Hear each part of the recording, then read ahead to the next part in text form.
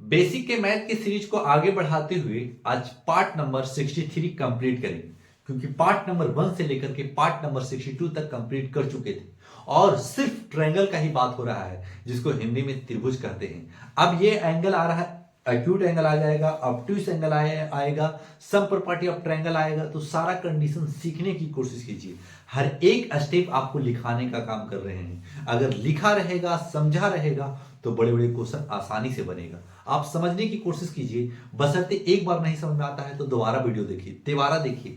लेकिन आपके पास डाउनलोड है यूट्यूब में, आप जब चाहिए जब खोल कर देख सकते हैं। अगर आपको रिवीजन करने का समय नहीं मिलता है तो जितना मोबाइल आप सुध के देखते रहते हैं उतना में आप रिवीजन पूरा वीडियो देख कर सकते हैं। अगर पहले से कुछ बना रहेगा तब एक बार बनाने की कोशिश कीजिए कॉपी में, उसके बाद में समझ में आ जाता है तो रिवीजन वक्त यही देखना है कि 5-6 मिनट का सारा वीडियो बन रहा है, क्यों ना हम 1 घंटा में कम से कम 10 वीडियो खत्म कर दें। तो इस तरीका से अगर सोचिएगा, थिंकिंग अगर बड़ा रखिएगा तो क्वेश्चन आसान होगा और दिन भर दिन क्वेश्चन आसान लगने लगेगा। बड़े बड़े क्वेश्चन को आप बनाने के लिए सक्षम है। तो चलिए स्टार्ट करते हैं पार्ट नंबर 63।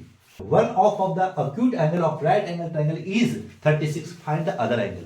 अदर एंगल क्या करेंगे? इसका मतलब है जब भी ऑब्ट्यूस एंगल दे दे और राइट एंगल ट्रायंगल का यूज कर लिया है, इसका मतलब है कि 30 डिग्री और 90 डिग्री दोनों आया है। और तीसरा एंगल क्या आएगा? तीसरा एंगल हम एक्स मान लेंगे। वो 3 का है कि सम प्रॉपर्टी ऑफ ट्रायंगल क्या होता है? 180 होता है। वही तो दिया है 180, तो लिखेंगे इस जगह पे, बना सकते हैं, बना लीजिए। राइट एंगल ट्रायंगल जब भी बोलेगा ना राइट एंगल ट्रायंगल, तो समझ जाइएगा कि एक एंगल 90 डिग्री का होगा। जब भी बोलेगा राइट एंगल ट्रायंगल, एकदम दिमाग में एकदम सोच लीजिएगा। हिंदी मीडियम वाले समकोण त्रिभुज समझिएगा। अगर राइट एंगल ट्रायंगल है 90 डिग्री और हिंदी मीडियम वाले समकोण त्रिभुज। क्लियर? अब इस जगह पे 90 डिग्री, अब कोई एंगल को, एक एंगल 36 है तो आप इसको मान लीजिए चाहे इसको मान लीजिए 36। आंसर में कुछ भी डिफिकल्ट नहीं होगा। तो लिख लीजिएगा angle A, angle B, angle C, और सी को हम मान लिया 36 डिग्री। अब तीनों एंगल का सम 180 पता है, तो लिख देंगे।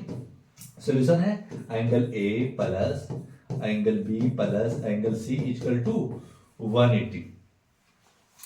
तीनों एंगल का सम 180 हो गया। क्लियर? अब क्या करेंगे ना हम, एंगल ए क्या है? एंगल ए हमारे पास कुछ भी ना है तो एंगल ए हमें निकालना है। एंगल ए, एंगल बी हमारे पास 90 डिग्री है और एंगल सी हमारे पास 36 डिग्री है, इक्वल टू 180।